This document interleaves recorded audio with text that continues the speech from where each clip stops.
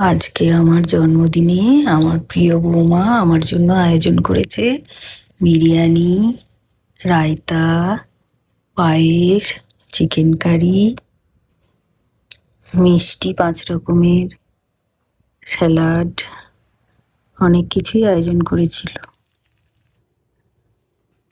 বিরিয়ানি করেছিল, আলু ভেজে নিয়েছে, ডিম সেদ্ধ করে নিয়েছে, চাল ধুয়ে রেখেছে। আমরা অবশ্য দুজন মিলেই করেছি। পেঁয়াজও বেরেস্তা করে নিয়েছে।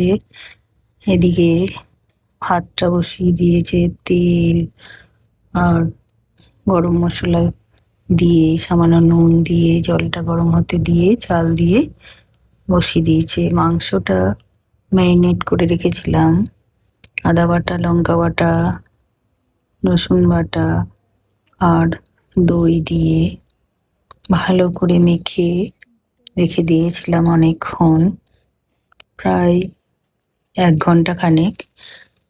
তার মধ্যে দিয়েছিলাম লঙ্কা গুঁড়ো, কাশ্মীরি লঙ্কা গুঁড়ো, সব কিছু দিয়ে তারপর ভেজে নিয়েছি চিকেনটা।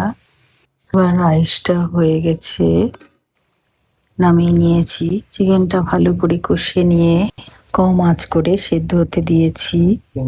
এবার হয়ে এলে এবার একটা বড় জায়গা নিয়ে গরম করে বিরিয়ানি সাজিয়ে নিয়েছি।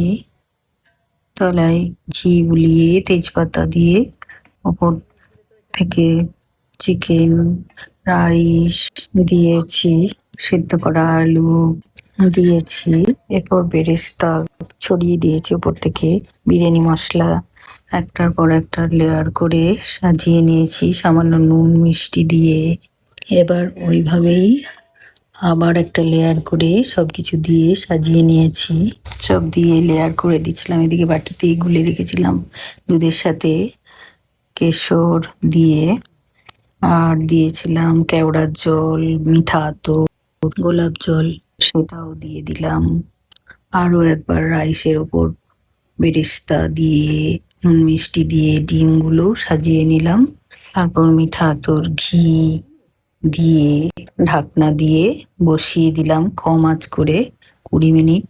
ওপরে একটা ভারী জিনিসও চাপিয়ে দিয়েছিলাম যাতে ভাপটা না বেরিয়ে যায়। হয়ে এলে একটু উলট পালট করে দিলাম, মিশিয়ে নিলাম সব। যে এরপর আমার বৌমা সমস্ত কিছু সাজিয়ে গুছিয়ে আমাদের সবাইকে খাবার সাজিয়ে দিল। আমার জন্য আরো স্পেশাল ভাবে সাজিয়ে দিয়ে আমরা সকলে মিলে খেতে বসে গেলাম। কেমন হয়েছে অবশ্যই জানাবেন।